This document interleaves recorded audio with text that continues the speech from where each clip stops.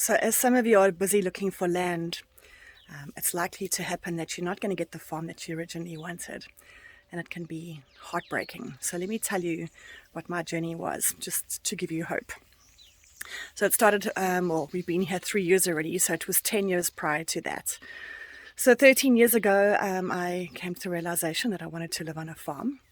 And I was single at the time. I was living in a one-bedroom flat in Sharonley in Joburg, right on the highway. And the noise of the highway was driving me absolutely crazy, and I wanted to get the hell out of there. So I started looking around. I started in my immediate area first because I was just going to actually go to another townhouse. But then I saw the prices of these things, and for 1.5 million rand, which is what my budget was, I was looking at these tiny little 3-bedroom, 2-bathroom flats, ground units that were 80 square meters. I mean, do you know how tiny that is? 3 bedrooms, 2 bathrooms. I mean, you can barely get a bed in those blooming things, And I just thought to myself, well, that's crazy, it's so much money for such a tiny, tiny piece. I mean, the garden was like literally a meter. I mean, I can't have that, obviously. And so I started looking a bit further out and what have you, and then I started investigating the prices of land and what have you. And then I thought to myself, but, for 1.5 million rand, I can get a sizable piece of agricultural land for that. And so I started to look immediately around Joburg where I was, and the closest was kind of like Kyalami and all those kinds of places, but they were very, very far out of my reach. Those are very high ticket items out there. So I started looking further and further out. I first ended up in down Machali's Way. So it's beautiful farms out Machalisburg Way, also pretty pricey though. And then I ended up in a place called Hekpoort, which I found a beautiful farm, 25 hectares. It had 2 houses on it, Impala, next to a mountain. It was absolutely magnificent. I fell in love with this place. Put in the offer, that got declined. Great, big tears about that thing. Then I found another beautiful 5-hectare place in Hartbeespoort Dam, up against the side of the mountain right near the dam wall, with 180-degree views over the dam. It was stunning. This long, old farmhouse, must have been 25 meters long, with this old thatch on it, stone house, very dilapidated, owned by a 92-year-old woman who had lived there for the last 60 years. And anyway, so it was 3 months of, yes, we're going to accept your offer, and at the last minute, the kids wanted more money and they declined my offer. And if I thought I cried about the first farm, it's nothing about how I cried about that place. So that also then failed. Anyway, then I ended up in a farm in Walkerville, discovered Walkerville, went to a couple of markets there. I still love Walkerville. I love the people down there. Put another offer in a place, and then the banks declined the home loan.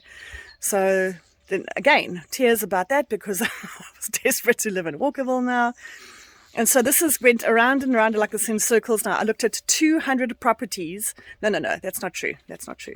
I looked over a 200-kilometer radius. I looked at 25 properties, and I put in offers on 5 of them, all of which fell through. So, I'm a big firm believer in looking at the signs of the universe, and if the signs were ever shutting doors in my face, and that was it. I was not meant to get a farm. And so then I was talking to my cousin, and he cucked all over my head and said, I don't know what I'm doing, and I don't have the money for it anyway. I need to go and find an old farmhouse in the city and go and practice on that first. I said, don't be ridiculous, I'm not doing that. And I said to him, well, where? Because there is nothing like that in Joburg. And he said, yes, there is. There's in Warner Valley. And I laughed at him again. I'm like, I'm not moving to Warner Valley. And then anyway, so it turns out I was vastly wrong about that. It was a beautiful suburb, and I found a Cape Dutch farmhouse in the middle of the city where I lived for 6 years. And it was wonderful, and he was absolutely right. The reason I didn't get any of those places before is because I had absolutely no skills, no skills whatsoever to maintain a farm, to maintain a house, to build a garden from scratch, because I'd just been living in a 1-bedroom sectional title for the last 11 years, which was a lock up and go, So yes, I have done gardening in my past, and I did a tiny bit of a garden there, and, living in Pretoria before that I had. But for 11 years, I got lazy, and I was traveling all over the world for business for years and years on end, so I didn't do much. So I had to really kind of learn again from scratch. And so in Midrand, I very quickly discovered that how you need your network. I learned how to build soil. I learned how to do like some maintenance. Well, I still don't suck at that really. But I learned then how to, get the right people for the right job. And, so my learning path went straight up like this because it was a really old Dutch house. So again, it was owned by people who hadn't done a lot of maintenance on it, Anyway, so then I stayed there for 6 years, met Buffy. And then we decided, no, we were going to go and get a farm. So the first thing I did is I took him to Walkerville, and he wasn't a fan of that place. Unfortunately, the farms that we looked at when he weren't as nice as the ones that I had seen when I had gone. So he was like, yeah, no, this is not so great. And then we went during lockdown. We went and stayed in the game reserve next door here at Dinnikin Game Reserve. And we were just looking around the bush one day, and we just said to ourselves, we love the bush. Let's just see if there's a farm available here. And so we went on to property 24, and lo and behold, there was a farm down the road. We phoned the agent and said, listen, we are here. Can we come and have a look at the property this weekend? Which we duly did. And it was also 21 hectares. It had 300 meters of border with the game reserve, and I fell in love with the place. It was beautiful. I'm like, take my money, yeah, sign. We literally signed that day, put in the offer to purchase that day. And that began I don't know, how long was that? Maybe a month, 6 weeks journey of sheer hell. Absolute sheer hell. Turns out that deal was a bait and switch deal. So it wasn't even real. The owner of the property was a complete con artist. The agent was beyond useless. We put in offer after offer after. We couldn't get hold of the people. They kept on changing their minds. They kept on changing their story. Then it was for sale. Then it wasn't for sale. Then it was for sale and it wasn't for sale. We put in 3 offers on the same property. Didn't go through. It was a cash buy at that stage. And then the owner said to us, no, that property's not for sale, but the one next door is, because he owned 3 properties in the area, hence the bait and switch thing.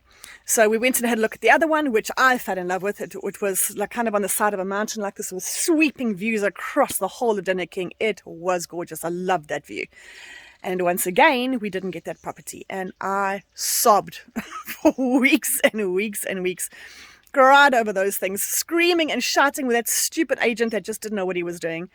And then at the end of the day, this all kind of fell through, and he said, look, he knows that I'm not talking to him at this stage, but he's got one more property. It's not on the books. Do we want to go and have a look at it? He said, it doesn't have the views, but it's got trees on it, and do we want to go and see? I'm like, fine, whatever. I don't care. At this point, I was so far beyond caring. So he drove us down the road, literally the farm next door, diagonally across from it. And we walked on here, and Buffy fell in love with it immediately. He's like, yeah, I'll take my money. And I was like, yeah, fine, whatever. I don't care anymore. It's fine. It's not what I wanted, but I don't care. Just sign. I don't care. It's fine. Which we did. And all of a sudden, everything kind of went through. There was no water on the farm. It was completely undeveloped. So 21 hectares of vacant land. And so we got a water diviner to come and make sure that there was water, because before we signed the offers, we had to just make sure that there was going to be water here, because we took a big risk buying agricultural land with no borehole on it. Anyway, so we put the money down, and we were just short of 180,000 Rand. Buffy had a bond with FNB, so he went straight back to them again and said, okay, he wants another bond for 180, and which they declined.